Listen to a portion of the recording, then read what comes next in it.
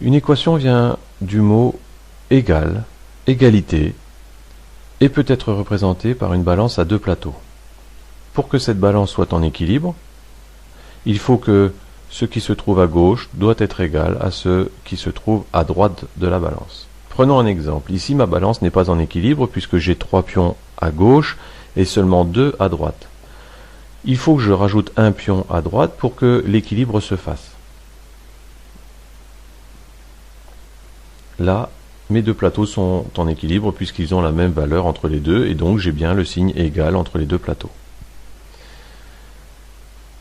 Qu'ai-je droit de faire pour que le plateau reste égal? J'ai le droit d'ajouter 3 pions à gauche.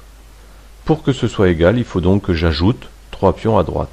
Par conséquent, dans une équation, j'ai le droit d'ajouter le même nombre à gauche et à droite.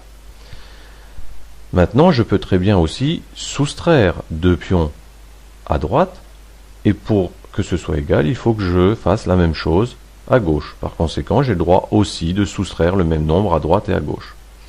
Maintenant, je peux aussi très bien diviser par 2 à droite. Pour que ce soit égal, il faut aussi que je divise par 2 à gauche.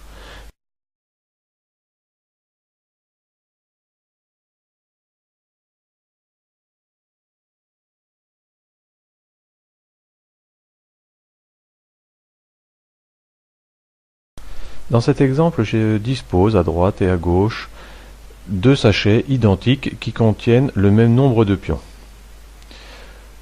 La contenance des sachets étant inconnue, je peux mettre soit un point d'interrogation, soit un symbole, mais en mathématiques, on préférera mettre la lettre X. Les deux sachets étant identiques, je peux donc les appeler tous les deux X. Mettons maintenant les deux sachets du même côté. La balance ne se retrouve donc plus en équilibre. Et à gauche, je me retrouve avec 2x. Exemple, avec l'équation 2x plus 4 égale 10. Pour que mon égalité soit en équilibre, il faut donc que j'ai la même valeur, 2x plus 4 à gauche. Je rajoute donc les 4 pions, et ça doit être égal à 10 pions à droite. Là, ma balance est en équilibre.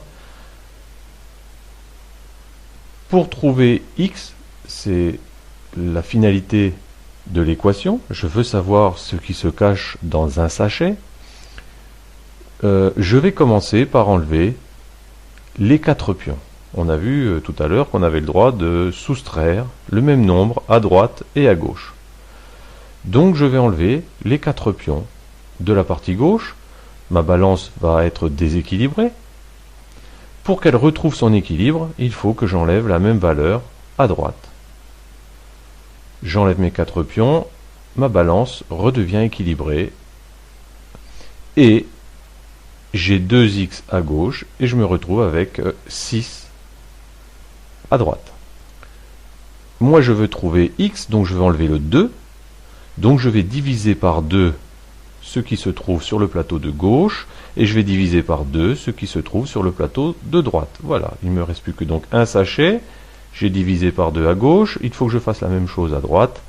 Je me retrouve donc, en divisant par 2, avec 3 pions à droite. Conclusion, un sachet, un x, est égal à 3 pions. Regardons maintenant ce que nous avons dans le sachet. Eh bien, on a bien le sachet qui vaut 3 pions.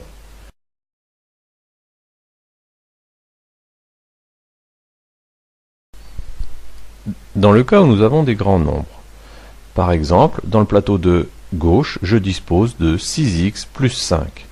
Et dans le plateau de droite, il y a 83 pions. Je ne peux pas les placer, il y en a beaucoup trop, mais je sais que ça doit rester en équilibre. Je vais donc enlever 5 pions à gauche, ce qui va me faire disparaître le plus 5, et donc je vais enlever 5 pions à droite, et donc 83 moins 5, il me reste 78. Il faut encore maintenant que je supprime le 6.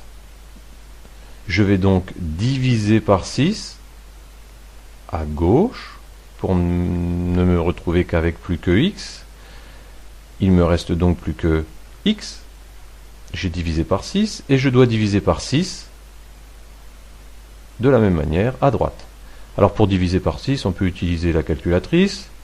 Donc 78 divisé par 6, on obtient 13.